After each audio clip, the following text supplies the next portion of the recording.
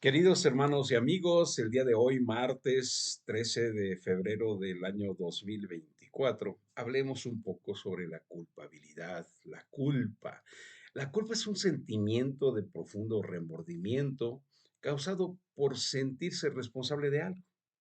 La culpa puede conducir a la vergüenza si el sentimiento se basa en un acto o en hechos que la persona considera pues que estuvieron mal, pero también a veces la culpa, eh, a veces nada más se siente culpable y no es culpable.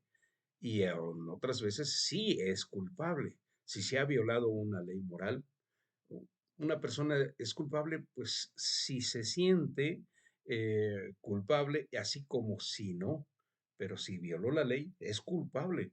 Por otro lado, el mero hecho de sentirse culpable no quiere decir que se haya transgredido una ley moral, porque puede ser nada más, pues, algún remordimiento de otra cosa.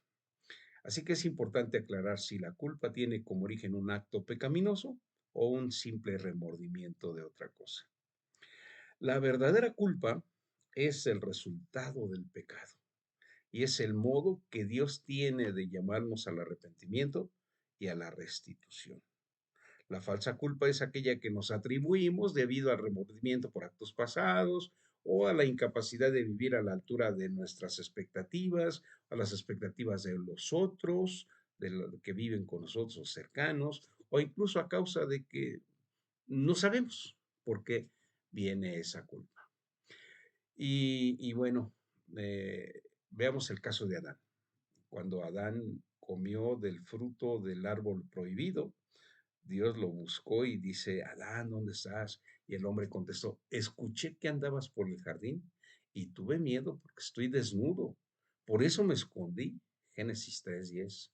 Adán ya sabía que había pecado, sentía esa conciencia interior de haber actuado mal, llamada culpa, que Dios nos da pues como un correctivo interno. Esto podría haber llevado a Adán al arrepentimiento y a la confesión. Sin embargo, Adán intentó superar su culpa y la vergüenza negando su actuación y evitando su responsabilidad. Así que le echó la culpa a Eva. Mientras echemos la culpa a otros y nos neguemos a aceptar la responsabilidad de nuestros actos erróneos, seguiremos atascados en el pecado. La culpa nos separa de la sanidad redentora de Dios.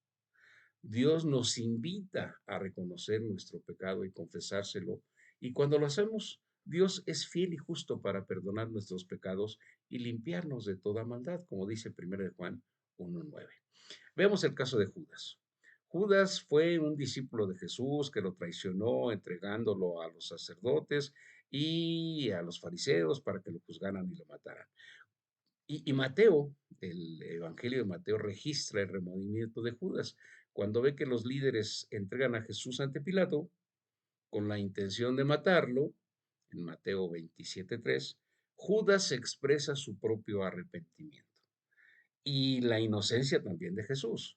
Entonces intenta devolver el dinero al jefe de los sacerdotes y cuando ellos lo rechazan, él tira ese dinero en el santuario y va y se ahorca. O sea, este caso es muy interesante porque se advierte ese proceso de casi arrepentimiento, pero no para salvación, sino solamente fue de remordimiento. Pero también eh, el, el caso del rey David, que adulteró con Betsabé, se acostó con la esposa de su amigo y con la hija de su otro amigo y era la nieta de su principal consejero. Era gente que como que una muchacha que conocía bien David. Todos en el palacio sabían que había hecho mal, pero ninguno se atrevió a acusarlo o decir alguna palabra en su contra. Cuando supo que Betsabé estaba embarazada, trató de cubrir su maldad y tuvo que matar a su amigo, el esposo engañado, a Urías Eteo. Parece que todo iba bien hasta que Dios, por medio del profeta Natán, lo confrontó con su pecado. Fue así como llegó a tal arrepentimiento que se pues, muestra su sinceridad en el Salmo 51. Ten piedad de mí, oh Dios, conforme a tu misericordia, conforme a la multitud de tus piedades.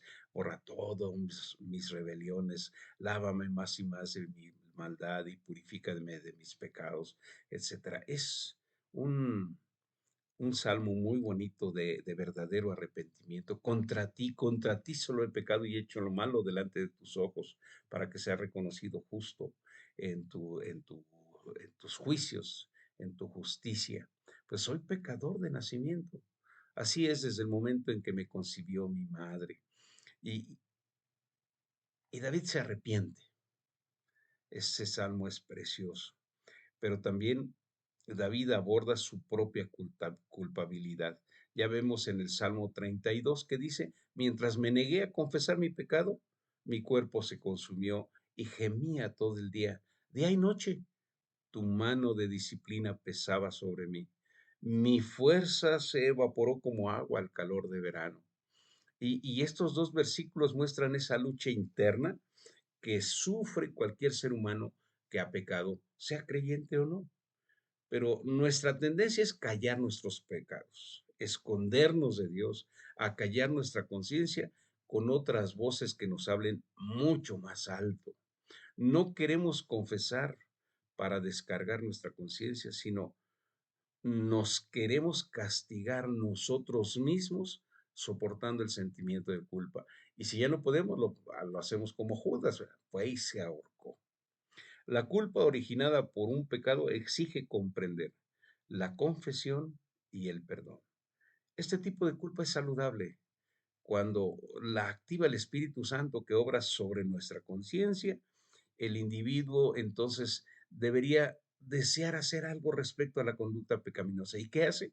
Solamente le queda la confesión, la petición de perdón y o la restitución, si es que es posible, porque a veces la persona herida ya no está viva, la persona herida ya se murió o ya no es posible contactarla. Pero podemos pedir perdón, arrepentirnos y llegar delante del Señor Jesucristo en arrepentimiento y fe. Pero también hay que hacer, hay que distinguir el asunto de la falsa culpa.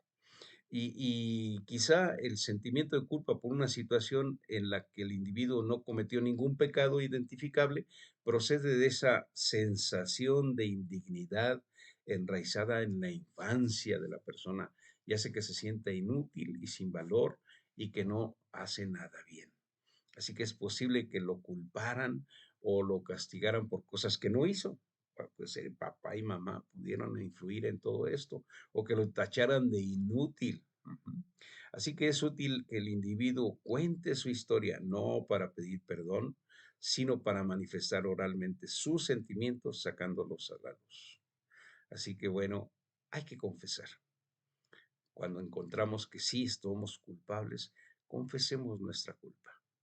Como se dice David, finalmente te confesé todos mis pecados y no intenté ocultar mi culpa. Me dije, le confesaré mis rebeliones al Señor.